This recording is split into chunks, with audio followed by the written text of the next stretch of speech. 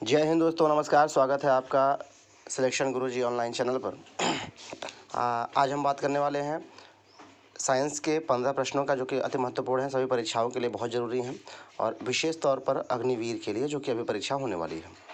तो 15 प्रश्नों को ध्यान से हम देखेंगे। पहला प्रश्न कह रहा है, जल वाष्प संघनन में तापमान क्या होता है? मतलब जल वाष्प का जब संघनन होता है, संघनन का तात्पर्य क्या होता है ये समझिएगा पहले।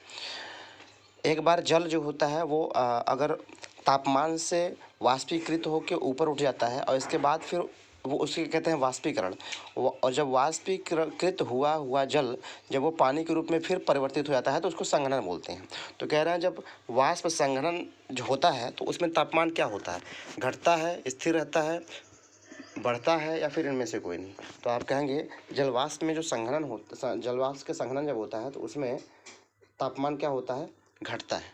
अगला प्रश्न देखते हैं, शरीर का सबसे बड़ा अंग कौन सा होता है? लीवर, त्वचा, फीमर या गुर्दा? तो शरीर का सबसे बड़ा अंग त्वचा, बाहरी अंग त्वचा होता है और आंतरिक होता है तंत्रिका तंत्र। ठीक है। अगला प्रश्न, यदि जलाशय में पानी जमता है तो पानी के तल का तापमान, जो पानी के तल का तापमान होता है, सतह की अपेक्षा क्या होता है? तो आप कहते हैं कम होगा, स्थिर रहेगा, अधिक होगा, या फिर इनमें से कोई नहीं? तो ध्यान समझिएगा, जब जलाशय में पानी जम जाता है तो पानी के तल का तापमान सतह की अपेक्षा जो होगा वो अधिक होगा। तापमान नीचे ज़्यादा होता है, ऊपर कम तापमान रहता है। हाइड्रोजन या ट्रिटियम किस रेडियो एक्टिव कण को उत्सर्जित करता है? तो आप बताएंगे बीटा कण को।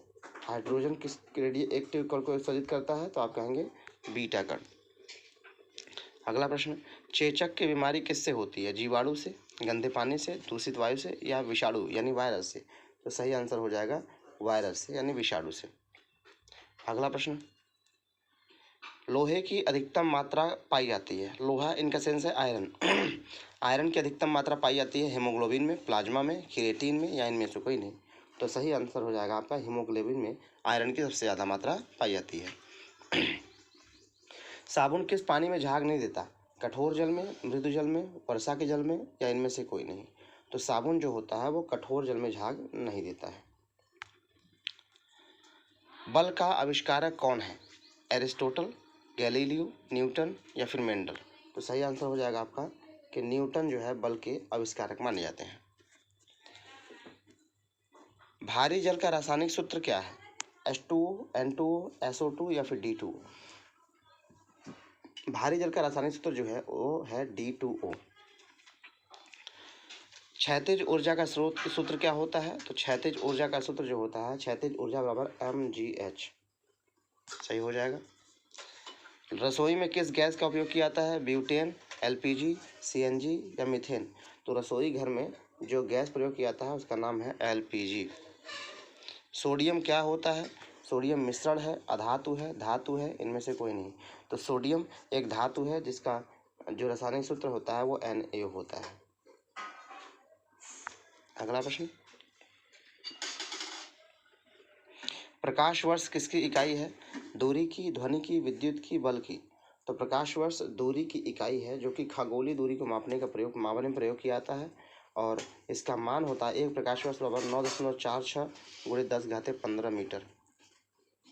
ये प्रकाश वर्ष की एक प्रकाश वर्ष बराबर इतना मीटर होता है। अगला प्रश्न, निम्न में से कौन सा एंटीबायोटिक है?